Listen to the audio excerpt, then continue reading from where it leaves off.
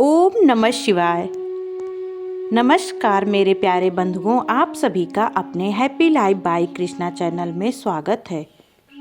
आज का प्रसंग है सोमवार व्रत की पौराणिक कथा। तो आइए मेरे साथ आप भी इस कथा का लाभ उठाइए, जिससे महादेव की कृपा आप पर और आपके परिवार पर सदा बनी रहेगी और आपके जीवन में हमेशा मंगलमय ही रहेगा। तो समय को ध्यान में रखते हुए आइए इस कथा का श्रवण करते हैं और अपने जीवन जन्म का लाभ लेते हैं।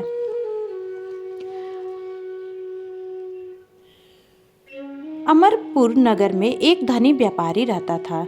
दूर दूर तक उसका व्यापार फैला हुआ था। नगर में उस व्यापारी का सभी लोग मान सम्मान करते थे। इतना सब कुछ होने पर भी वह व्यापारी अंतर्मन में से बहुत दुखी था, क्योंकि उस व्यापारी का कोई पुत्र नहीं था। दिन रात उसे एक ही चिंता सताती रहती थी, उसकी मृत्यु के बाद उसके इतने बड़े व्यापार और धन संपत्ति को कौन संभालेगा। पुत्र पाने की इच्छा से वह व्यापारी प्रति सोमवार भगवान शिव की व्रत पूजा किया करता था। सायंकाल को व्यापारी शिव मंदिर में जाकर भगवान शिव के सामने घी का दीपक जलाया करता था। उस व्यापारी की भक्ति देखकर एक दिन पार्वती ने भगवान शिव से कहा, हे प्राणनाथ, यह व्यापारी आपका सच्चा भक्त है। कितने दिनों से यह सोमवार व्रत और पूजा नियमित रूप से कर रहा है। भगवान आप इस व्यापारी की मनोकामना अवश्य पूर्ण करें। भगवान शिव ने मुस्कुराते हुए कहा, हे पार्वती, इस संसार में सबको उसके कर्म के अनुसार फल की प्राप्ति होती है। प्राणी जैसा कर्म करते हैं उन्हें वैसा ही फल प्राप्त होता है। इसके बावजूद पार्वती जी नहीं मानी। उन्होंने आग्रह करते हुए कहा, नहीं प्राणनाथ, आपको इस व्यापारी की इच्छा पूरी करनी ही पड़ेगी। यह आपका अनन्य भक्त है। प्रति सोमवार आपका विधिवत व्रत रखता है और पूजा अर्चना के बाद आपको भोग लगाकर एक समय भोजन ग्रहण करता है। आपको इसे पुत्र प्राप्ति का वरदान देना ही होगा। पार्वती का इतना आग्रह देखकर भगवान शिव ने कहा, तुम्हारे आग्रह पर मैं इस व्यापारी को पुत्र प्राप्ति का वरदान देता हूँ, लेकिन इसका पुत्र 16 वर्ष से अधिक जीवित नहीं रहेगा। उसी रात भगवान शिव ने स्वप्न में उस व्यापारी को दर्शन देकर उसे पुत्र प्राप्ति का वरदान दिया और उसके पुत्र के 16 वर्ष तक जीवित रहने की बात भी बताई। भगवान के वरदान से व्यापारी को खुशी तो हुई, लेकिन पुत्र के अल्पायु की चिंता ने उस खुशी को नष्ट कर दिया। व्यापारी पहले की तरह सोमवार का विधिवत व्रत करता रहा। कुछ महीने के पश्चात उसके घर अति सुंदर पुत्र उत्पन्न हुआ। पुत्र जन्म से व्यापारी के घर में खुशियां भर गई। बहुत धूमधाम से पुत्र जन्म का समारोह मनाया गया। व्यापारी को पुत्र जन्म की अधिक खुशी नहीं हुई, क्योंकि उसे पुत्र के अल्प आयु के रहस्य का पता था। यह रहस्य घर में किसी को नहीं मालूम था। विद्वान ब्राह्मणों ने उस पुत्र का नाम अमर रखा। जब अमर 12 वर्ष का हुआ तो शिक्षा के लिए उसे वाराणसी भेजने का निश्चय हुआ।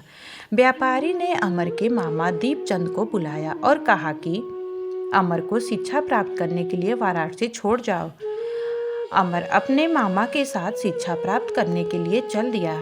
रास्ते में जहाँ भी अमर और दीपचंद रात्रि विश्राम के लिए ठहरते, वहीं यज्ञ करते और ब्राह्मणों को भोजन कराते थे। लंबी यात्रा के बाद अमर और दीपचंद एक नगर में पहुँचे।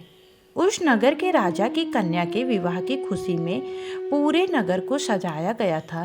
निश्चित समय पर बारात आ गई, लेकिन वर का पिता अपने बेटे के एक आंख से काने होने के कारण बहुत चिंतित था।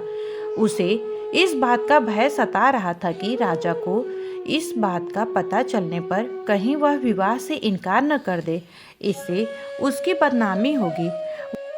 वर के पिता ने अमर को देखा तो उसके मस्तिष्क में एक विचार आया। उसने सोचा, क्यों न इस लड़के को दूल्हा बनाकर राजकुमारी से विवाह करा दूं। विवाह के बाद इसको धन देकर विदा कर दूंगा और राजकुमारी को अपने नगर में ले जाऊंगा। वर के पिता ने इसी संबंध में अमर और दीपचंद से बात की। दीपचंद ने धन मिलने के लालच में वर के पिता की बात स्वीकार कर ली। अमर को दूल्हे के वस्त्र पहनाकर राजकुमारी चंद्रिका से विवाह करा दिया गया। राजा ने बहुत सा धन देकर राजकुमारी को विदा किया। अमर जब लौट रहा था तो सच नहीं छिपा सका और उसने राजकुमारी की ओढ़नी पर लिख दिया, राजकुमारी चंद्रिका, तुम्हारा विवाह तो मेरे साथ हुआ था। मैं तो वाराणसी में शिक्षा प्राप्त करने जा रहा हूँ।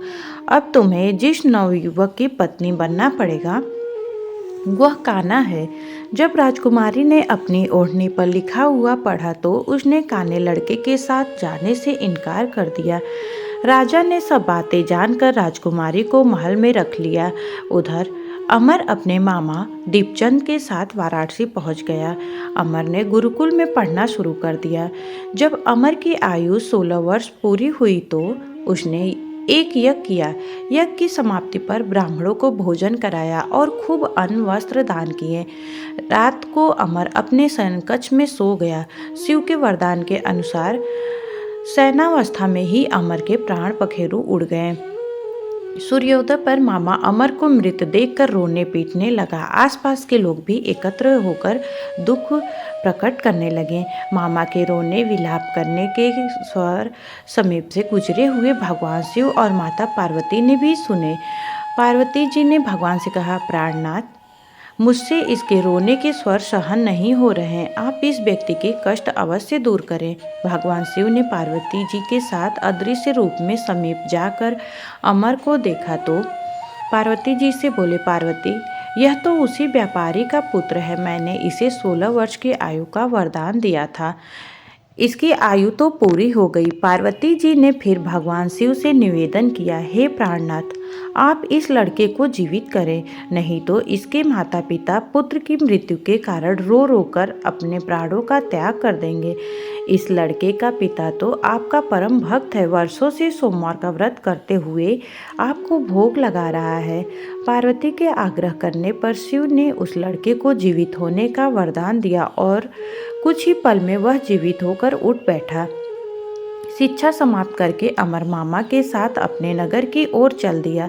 दोनों चलते हुए उसी नगर में पहुँचे जहाँ अमर का विवाह हुआ था।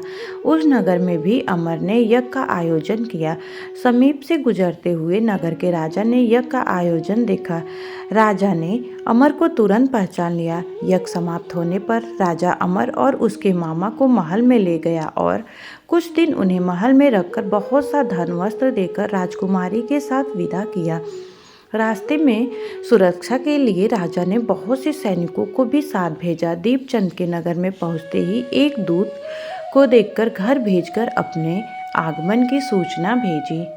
अपने बेटे अमर के जीवित वापस लौटने की सूचना से व्यापारी बहुत प्रसन्न हुआ। व्यापारी ने अपनी पत्नी के साथ स्वयं को एक कमरे में बंद कर रखा था। भूखे प्यासे रहकर व्यापारी और उसकी पत्नी बेटे की प्रतीक्षा कर रहे थे। उन्होंने प्रतिज्ञा कर रखी थी कि यदि उन्हें अपने बेटे की मृत्यु का समाचार मिला तो दोनों अपने प्राण त्याग देंगे। व्यापारी अपनी पत्नी और मित्रों के साथ नगर के द्वार पर पहुंचा। अपने बेटे के विवाह का समाचार सुनकर पुत्रवधू राजकुमारी चंद्रिका को देखकर उसकी खुशी का ठिकाना न रहा। उसी रात भगवान शिव ने व्यापारी के स्वप्न में आकर कहा, हे श्रेष्ठी, मैंने तेरे सोमवार के व्रत करने और व्रत कथा सुनने से प्रसन्न होकर तेरे पुत्र को लंबी आयु प्रदान की है। व्यापारी बहुत प्रसन्न हुआ। सोमवार का व्रत करने से व्यापारी के घर में खुशियाँ लौट आई। शास्त्रों में लिखा है कि जो स्त्री पुरुष सोमवार का व्रत विधिवत व्रत करते हैं और व्रत कथा सुनते हैं, उनकी सभी मनोकामनाएं और इच्छाएं पूरी होती हैं। उनके ऊपर शिव का हमेशा आशीर्वाद बना रहता है। इसी के साथ प्रेम से बोलिए शिव जी महाराज की जय। नमः पार्वती पतये हर हर महादेव। आपको मेरी ये कथा पसंद आई हो तो कमेंट में ओम नमः शिवाय जरूर लिखिएगा और चैनल पर नए हैं तो सब्सक्राइब करना बिल्कुल भी ना भूलिएगा। श्री शिवाय नमस्ते। शाम सदाशिव।